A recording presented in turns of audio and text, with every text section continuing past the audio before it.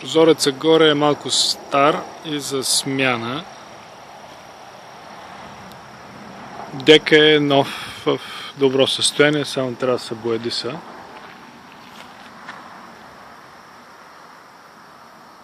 Голям circle driveway, който ще трябва да са пейвни. Това е много хубаво направено, да, отива на задния двор. Тук ли? Защо? Тук, на земята. Защото тук слагаш две големи сакси, Не красиви говоря с за цветя. това, за тези ефтините дъски. Иначе е хубаво, вратата е хубава. Но тук е хубаво декче. Виж колко е приятно да си седнеш тук. Тук е хубав, голям, отворен трапезария, хол, камина, всичко отворено, кухнята. Скошно е. Тук ми се струва, че има малко пропадане, но може и да се лъже, но Има. те е напукани, и точно тук така има пропадане и те затова са напукани мраморните плочки, иначе целият пот е с мраморни плочки.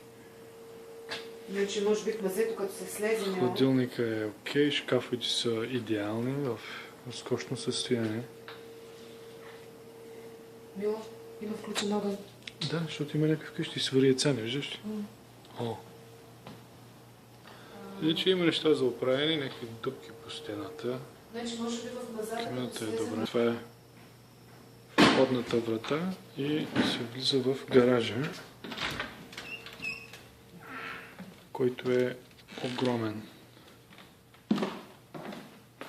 Който има място за две коли, 4 коли една за друга, отделен изход отзад, прозорци, висок, огромен гараж. Тук може да се направи нещо като за обувките и палтата, като идват хората. Да, мирише на мухъл, но той казва, че трябва да се Защото сложи. не е отворен прозорец. Да. Автоматично ли се отварят вратите му? Естествено. Тук се излиза на задния дек.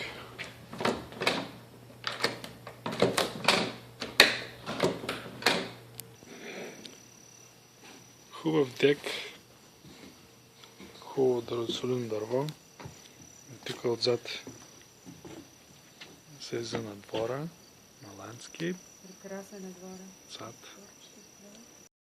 Малко ръждясали, както и в къщи. И трябва да се сменят, но То може постепенно сега, може много първо в светло. хола, където се вижда. да. Иначе това е в добро състояние. Имаш някой друг. И то е хубаво също тия. Стълбището нагоре е също в много добро състояние, само искам малко боядисване. Значи добре. Тук е долната баня. Тук, където ти казваш, какво че да? имам нужда. Идеално е, мило. Това е Идеално е. Това е идеално, шкафчето е ново Да. и си пасва мраморно. Същите плочки са на земята. Кабината трябва да се Туалетната е произлъска хубава. сериозно, нали? Да, Мъничка е, но за един човек става да си вземе душ. да. Да, за душ кабина, те така да се смени. Те са ефтини. Няма ли да разбиваш? Подовете тук са в добро състояние. Имат процепи, но те са такива дъски. Това е стаята на първия етаж, която си има отделен вход, ето тук, дето е отпред порча. Иначе си е доста добър размер. Това са колко? 4, 6, може би 8 метра на 4 метра поне. Тя е за прибоядисване, но то на всяка. Прозорци има много, те сега имат тук пердета и това, но е светла, хубава, висока. Таваните са добър. Има си гардероб, но достатъчен. Да, има си гардероб тук Закачава вграден. такова. Ето тук баба ти може да се нанесе. Тук. Другата спалня е на хола отпред. който много се зарадва от мисълта, че може да си има собствена стая. Че да не му пречели, когато види гледат телевизор. Тя е... Малка. Тавана е много светла прозорци. Пода е някакъв стар мокет, който трябва да се смени. Тя е като или малка спалня, или офис. Мисля, че си малка спалня тук трябва да е за него. Има си гардероб. Пак и си има вграден гардероб. Значи тя е по-голяма от тази, която изпива. Тук разни кабелаци, не знам какви са изкарани. Тук е за надолу вратата.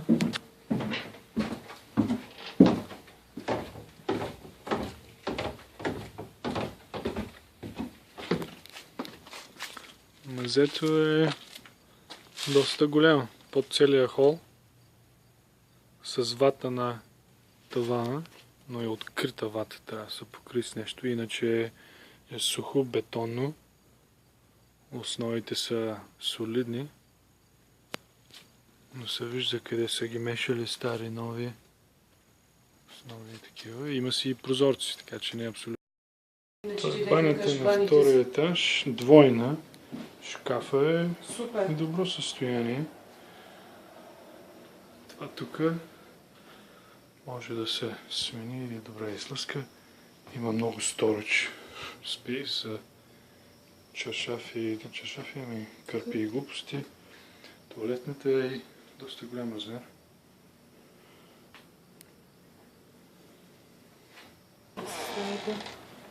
Това е горе. Всички прозорци обаче са затъмнени, не се вижда. Дето я кръстихме на ИСИ стаята. Доста добър размер. Място за бюро, легло. Отделно тук има storage. Подовите са в добро състояние, както останалата част. Нито скърцат, нито поддават. Има много storage space. Тук е отделно гардероба. Просто много място. Стаята тъмна, не се вижда, но е много добър размер. Ето централния климатик и тук също горе. Ето пак стаята.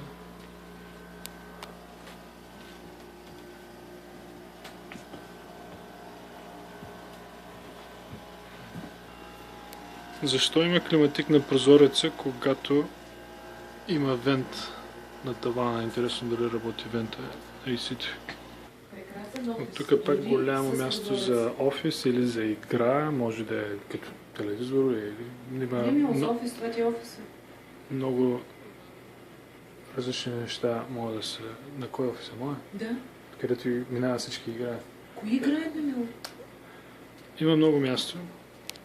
Може да се направят много неща тук. Може да е като холче за децата. Пак има AC.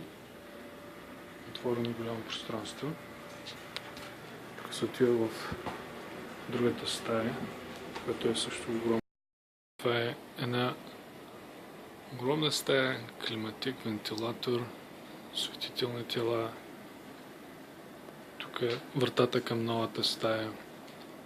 Прозорците не знам защо всички обичат да ги затъмняват. Два големи гардероба.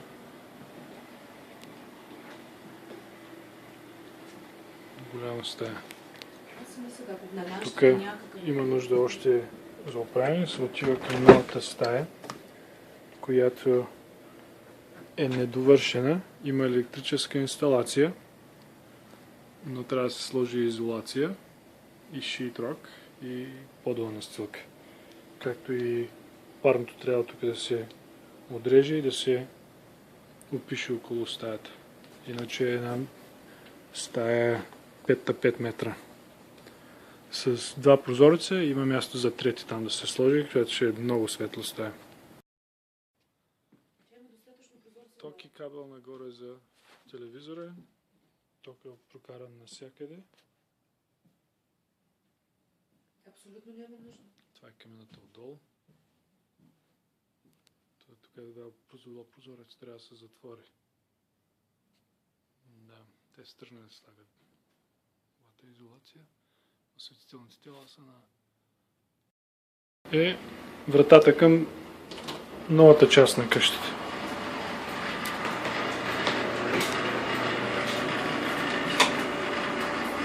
Тук е пералното помещение между двете къщи.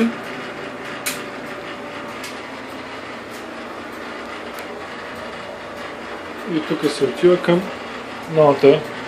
новия апартамент.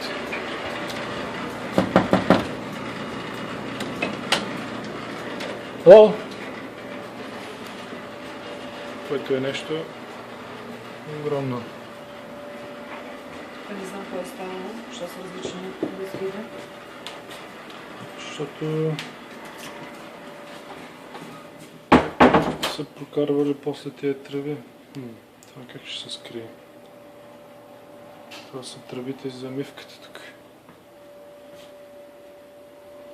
Защо не са го сложили същия?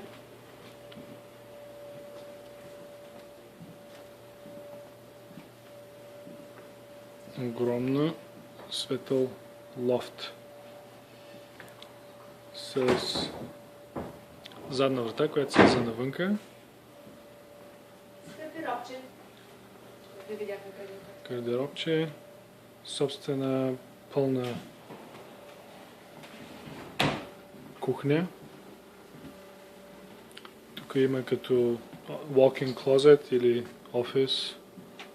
Виж, това може да е офис. Да, също преди път го видях. И тук е баня, която е също много голяма. Завършени мраморни плочки и основния душ с мраморни плочки, но с хубаво осветително тяло.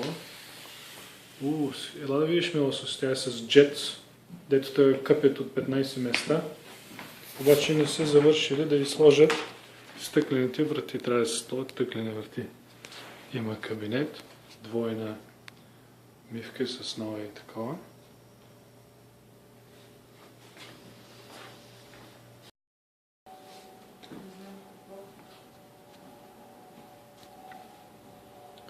Подовите са хубави. Идеално състояние. Нещо тук има... Така е имало нещо, което го е изтъркало. Може би Мебел или нещо такова. Да. Може да се латира и не знам какво се прави. Много осветителни тела по тавана, така че и вечер ще е много светло. Много прозорци.